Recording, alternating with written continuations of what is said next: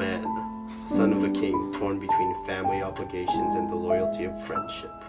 Jonathan has some stories and insights to be revealed regarding his actions, many of which have talked about, including questions about his sexuality, his intriguing relationship with David, and his tumultuous relationship with his father.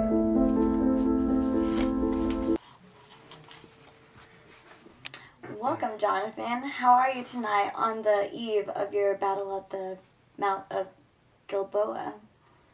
You seem kind of tense. Would you like some water, honey? Okay. Well, how about some questions to break the ice? Go for it. Here. Jonathan, what is your favorite word?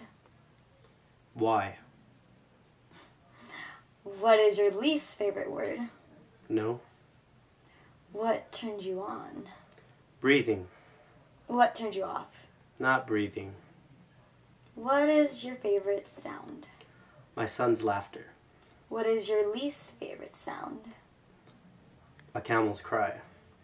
What profession, other than your own, would you like to try out? Writing. What profession would you never want to try out?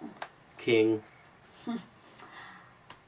So, if you approach the pearly gates in heaven, what would you like God to say? Wow. Well, thank you.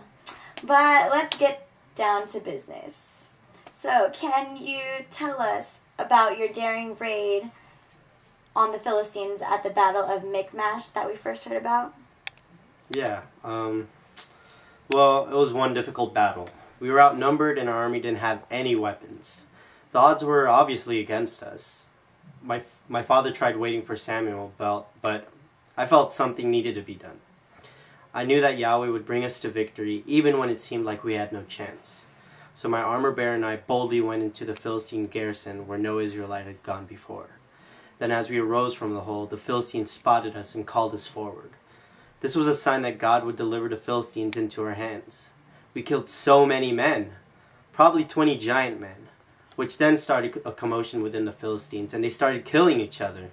What idiots. This commotion was then seen by the Israelite army, and it was revealed to that my armor bearer and I had left the group to go to the grounds of the Philistines. And by using me that day, the Lord had rescued Israel from its foe. But the Israelites won the battle, but not the war. Am I right? Yeah, I was furious. It was all because of my father's dumb act of having fasting during the remainder of the battle, due to him wanting to create a setting of holy war to try and please God. Like, are you serious? Fasting at a time when you need all the energy you can get. The men were weak and fatigued. They had no source of energy. But one day I came across a honeycomb, and I ate the honey.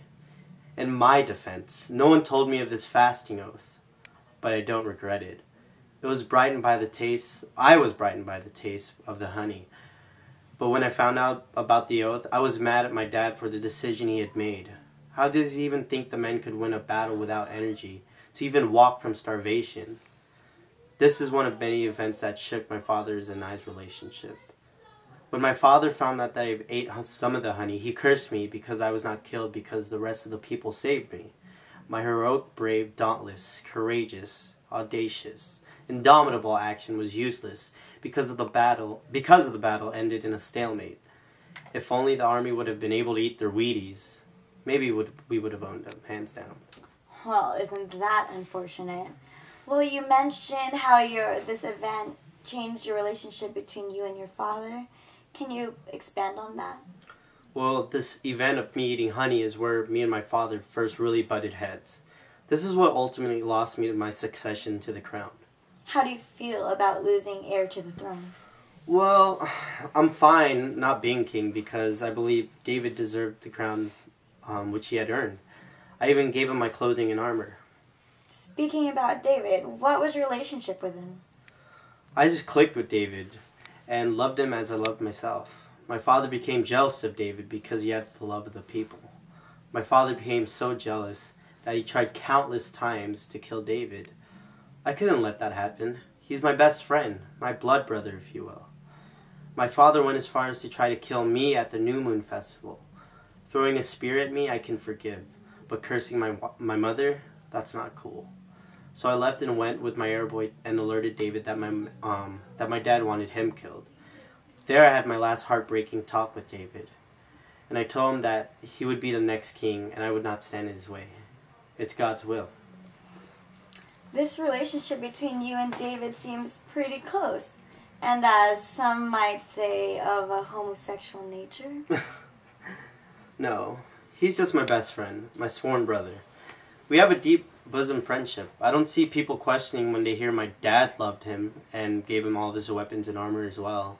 Everyone's just jealous of our relationship because they can't have one. A wife is a man's partner for raising a family, but not necessarily his best friend.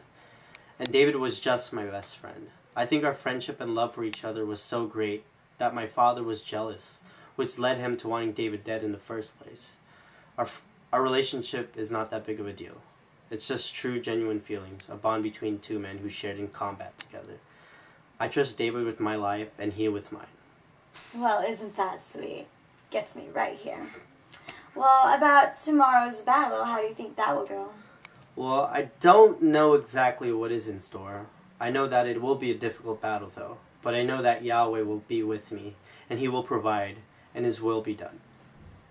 Well, thank you for your time, Jonathan, and best wishes to you and your troops. So, may the Lord bless you and be with you. Thank you. It's my pleasure.